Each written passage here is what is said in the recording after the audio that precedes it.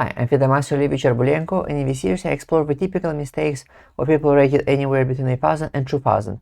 This is a first reaction, no engine analysis of a chess.com game played between 1244 versus 1256. Let's start.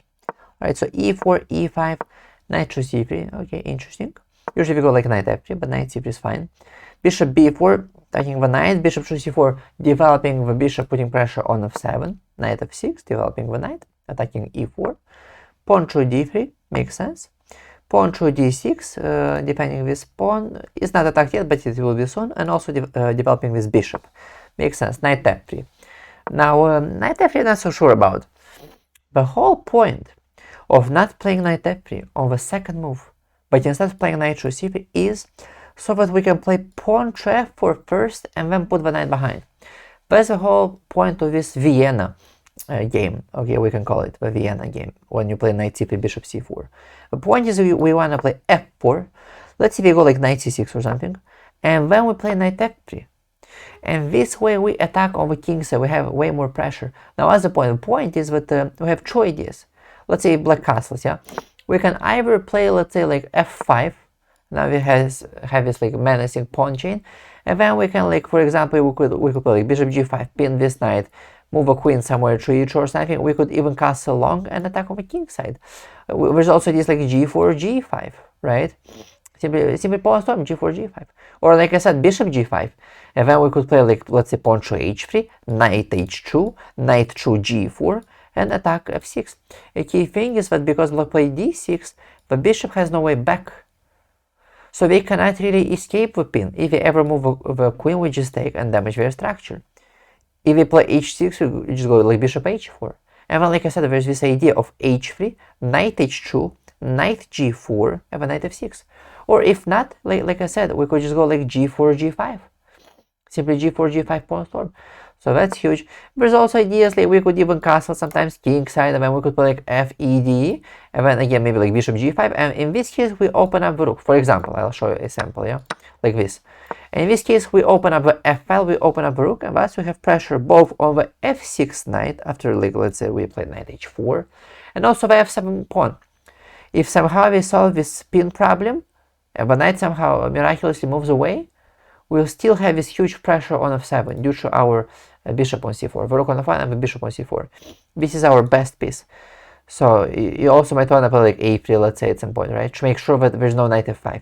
So that if black ever goes knight f5, there's like bishop h2, like a home square for the bishop. You want to keep this bishop, it's our key piece, attacking f7. So there's this idea as well, you know. Or if like black takes, well, it's kind of like the same. Still the f file opens up, right? And we have this nice like pawn center, and like I said, bishop g5, queen g2, we could double up on the f file. There's ideas like knight h4, knight f5, putting pressure on like g7, you know. So this is very good for white. So this is the whole point of delaying the development of a knight on f3. So thus, yeah, knight f3 I think is inaccurate by white.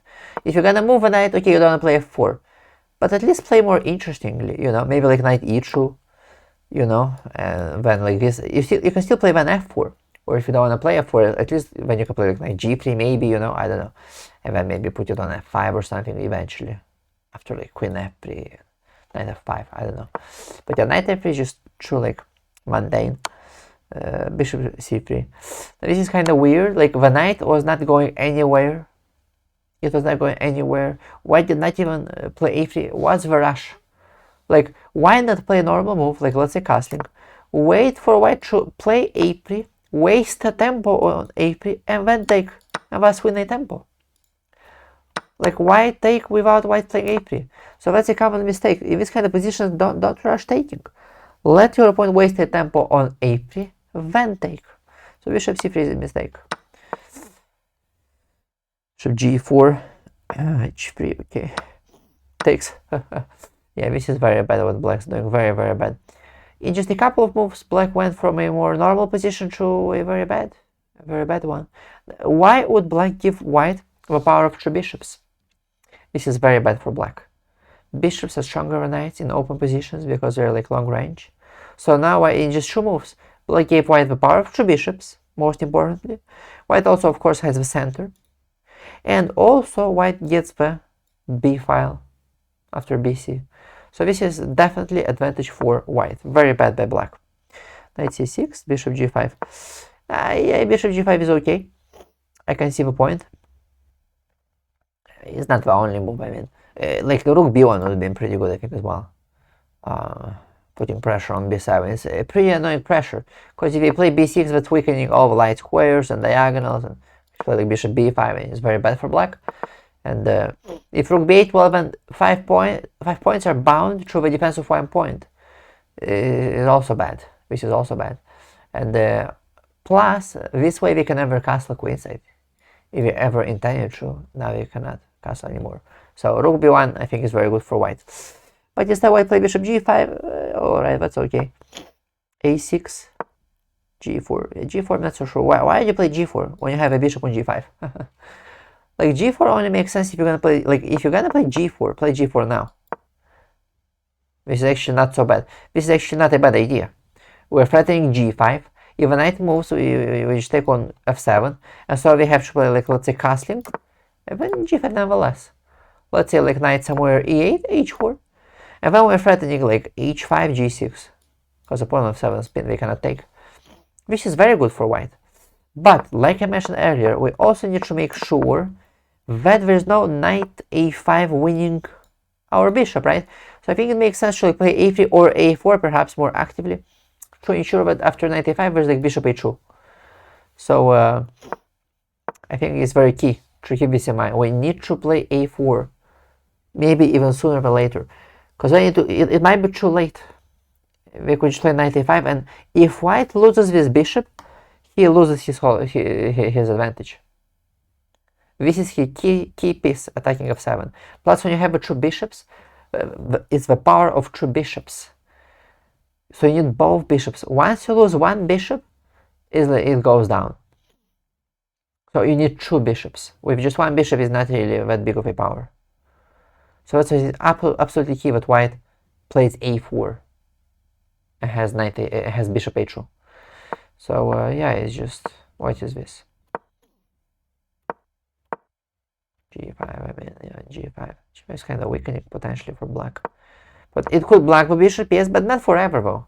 Because white can also always play f3 and bishop f3 and bishop f2. Activated on it, and then maybe like push d4, activated on that diagonal. But g5 could become a pawn hook for h4, and then hg, and then put pressure on g5. You know? Or like queen e3 and stuff, or queen f5, or plus it also engages the rook, right? After hg. So g5 is quite risky for black, but black could have played like knight a5. The bishop's trapped, right? If knight d5, we could just play like c6, say. Knight b3, just take. And now the advantage is not nearly as big for white. So, yeah, queen. Again, knight a5. Absolutely key move. Queen 7, yeah, very bad. Now h4, like I said, yeah, makes sense. Castling. King d2, yeah, because now hg is risky. Because hg takes, check, king b8, queen takes g5, there's the rook h1. Which way the rook. So that's the point. That's why white play king d2, but again, there's knight a5. Though, yeah, there's knight a5. There's still knight a5, actually. So again, white probably should have played a4. So that after knight a5, there's bishop a2. And then we can play king d2, and then all the other stuff. This, pressure on b7, maybe hg, queen f5, all that good stuff. Right? But, or if white is afraid of a4, at least a3. With a king d2. Oh, finally black saw this idea, finally. Knight a5, okay. Okay. Now this is a mistake. This is a common mistake. You think, oh, cb is a good move because white has double pawns, and it's like good to undouble, right? But it's not all black and white. It's actually, what's not good is when you have double isolated pawns. So for example, like if like, imagine these pawns, right? And imagine there's no pawn on d3. So like this. When it's double isolated, is very bad. But when it's not isolated, but like this, it's actually fine. It's completely fine. Actually, a much better move would be to play ab. The rule of thumb is you should take towards the center. Towards the center. When you play CB, yes, you undouble the pawns, but one, you take towards the edge, and two, this way you have no open files. Okay, no open files. Whereas when you play AB, you open up the rook. So now you have this pawn hook on a6 that you can use. Make a pawn breakthrough. So you can play b4, b5 and open up the a file and checkmate black. Checkmate black. This makes way more sense. Plus, a more subtle thing is this. When you play CB, you're weakening d3. So the black could potentially play d5, right? And then after whatever he takes, or let's say you take, and when he takes, d3 will become weak. And when he'll play the rook d8, he'll double up on the d file, and d3 will become weak. Versus if you play ab, and he does the same, like in d5, with rook d5, d3 is very well protected by the c2 pawn. So your king is much safer. Okay, so ab was, of course, the only move that made sense. But yeah, cb is a mistake. Black white did play d5 in the game. Okay. It could be a bit premature to play now. I meant as an idea, but maybe first play like king b8, get it out of this check line, right? Check diagonal, you know, and then play d5, maybe like rook e8 or something, I don't know. Like prepare it, right? Not immediately. I think d5 should be premature. hg